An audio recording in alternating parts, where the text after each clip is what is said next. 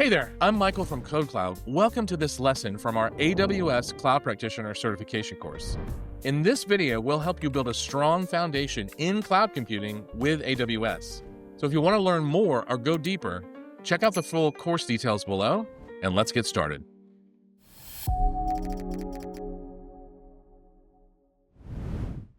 So here we are, we're talking about migration services.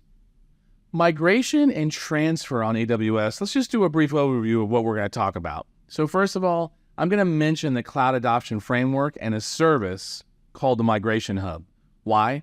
Because the Migration Hub tracks all migrations done by any other services inside of AWS, and the Cloud Adoption Framework deserves a little bit of an honorable mention because it figures a little bit in this version 0.1 of the exam, but it figures a lot in the other version of the exam. So the Cloud Adoption Framework is going to show up a little bit on the Cloud Practitioner exam regardless. Number two, we're going to talk about the 6, there's actually, I think maybe 7, people are just making them up all the time, but there's 6 common core strategies for migration from on-premise to cloud. We're going to talk about how people talk about these things. And then we're going to talk about the Snowball family, which is really about devices that can transfer data into AWS. And then we're going to talk about the transfer family, which is really about SFTP and AS2, which are just protocols that people use to transfer data in batches and fairly consistently. And then last but not least, we're going to talk about the actual migration and discovery services that exist for AWS. And there's quite a few of them, actually. So we're going to talk about them. Okay, so the first thing to talk about is the Cloud Adoption Framework. So you've got to know that this framework is a way of thinking about the different concerns, perspectives, and areas where you need to ask questions, talk to people, find out they have skills, look at the technologies for 6 key areas around cloud adoption. So this includes business, people, governance, platform, which is really about designing the solutions, security, which is pretty self-evident, and then operations, like how you deploy and maintain everything. And so this framework is pretty useful.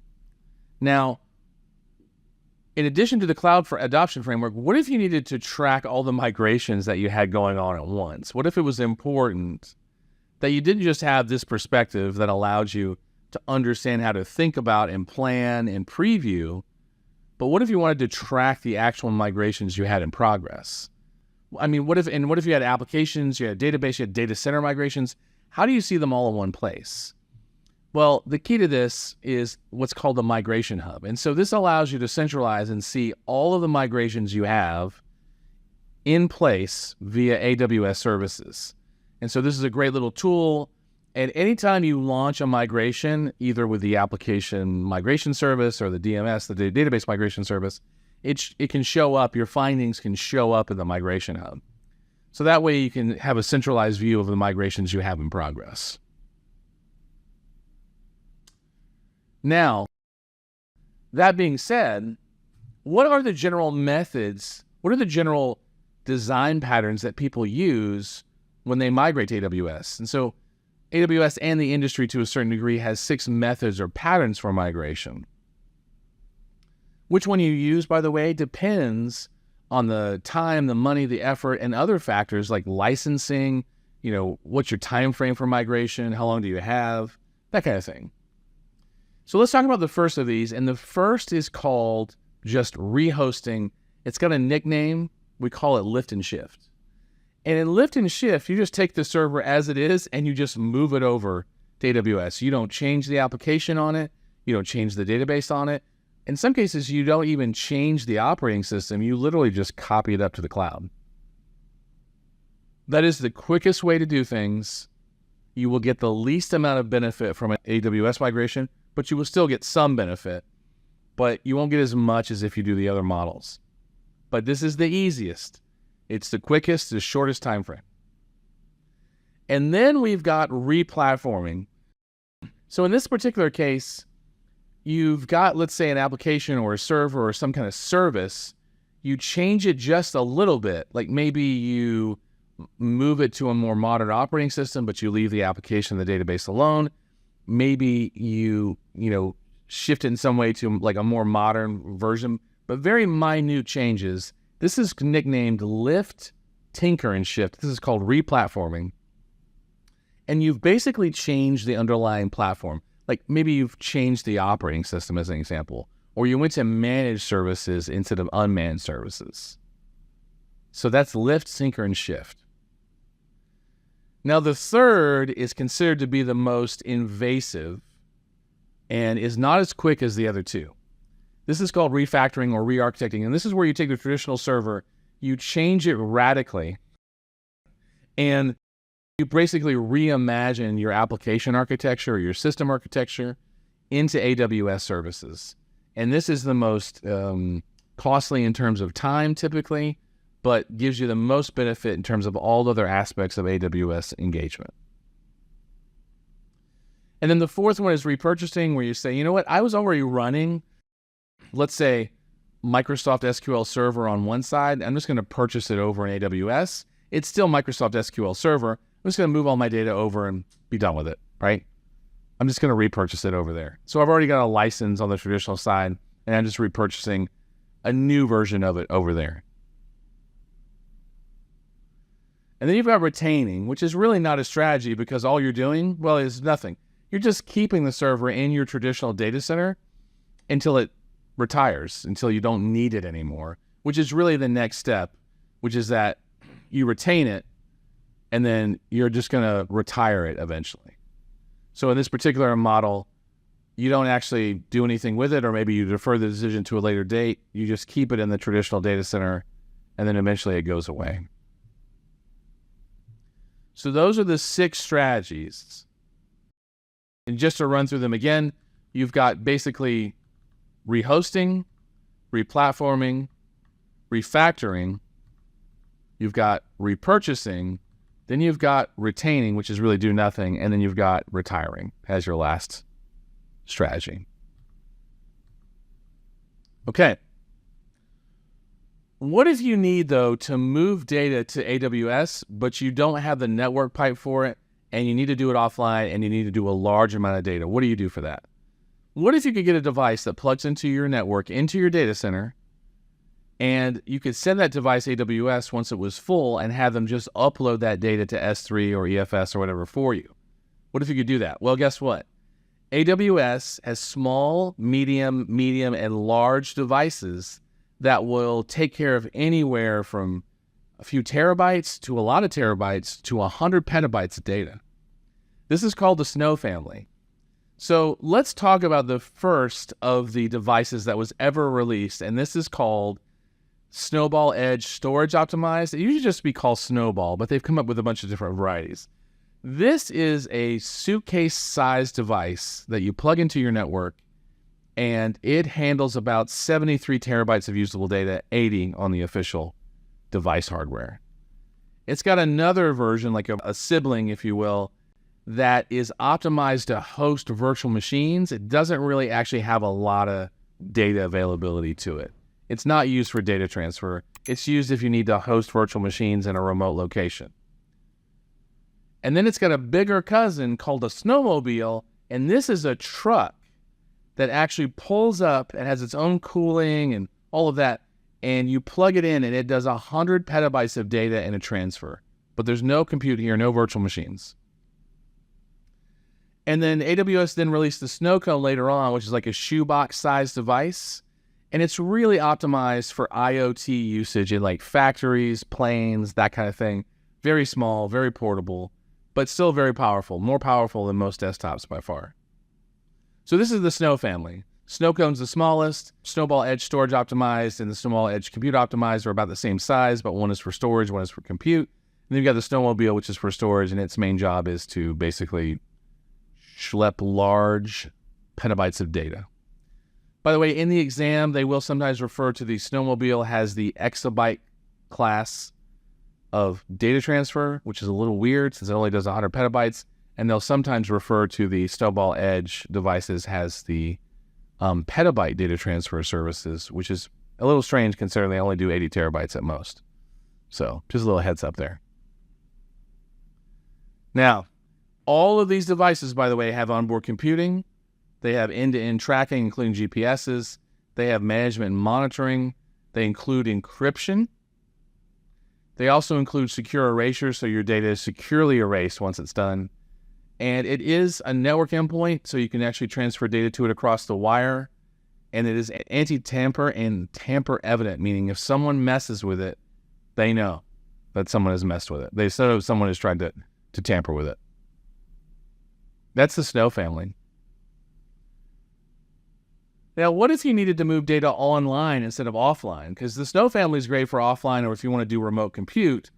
But what about if you need data online? What do you use for that? What if you need some options to transfer data over FTP, SFTP, or AS2 for that matter? What if you just want to use software? Is there a way to use these older software tools, over to AWS? And the answer is that there's a transfer family version called FTP. And this FTP supports FTPS, SFTP, and more for secure transfer to either S3 or EFS on the back end. So you can actually just literally FTP it directly into your account. There's also another version of this called AS2, and this is used to send and receive messages using S3 as a back end, using the AS2 protocol. So just think of AS2 like FTP. It's just a protocol for sending and receiving messages and data. So these two transfer family options both hook into S3 and EFS but CloudWatch for AS2. There's also another service for transferring data online, like across the network pipe. This is DataSync. So DataSync is a secure service. You can run agents in a variety of locations, and it will allow you to transfer file data like NFS and Samba or SMB data from your data center out to AWS. And so you can put it on S3, EFS, FSX. So this is used to sync storage data from one location to the next. All right, so let's get into migration services that aren't just data focused. What if you need to move applications, databases, or even whole racks of servers to AWS? How do you pull this off? And are there services that can do discovery because you don't know what software you have? Is there a service that will transfer whatever level of application you need? Do you have a full data center software so we can just transfer an entire data center to AWS? And the answer to that is, of course, yes, right? So first of the service is a discovery service that answers the question, what can I use to discover information about apps that I'm migrating? What can you use for this? You got a traditional data center, you don't know what's in it, but you need information. The application discovery service takes findings from your traditional data center and sticks them in AWS to tell you about the applications that you're migrating. So you use this first to discover what you have. Now, once you discover what you have, then you can use the application migration service to actually move and improve those applications from your traditional data center and actually put them in AWS. Now, what about databases? Well, there's one for databases. And by the way, this can be a one-time thing or a continuous replication from your source database, which can be on-premise, by the way, to a target database, which typically has to be in AWS based on the limits of the software. But you could continually replicate. You can use this for like a warm standby. You could replicate your Oracle database in your traditional data center to RDS or to another EC2 instance running Oracle. And it can just do it continuously, or you can just do it as a cutover. This is the database migration service.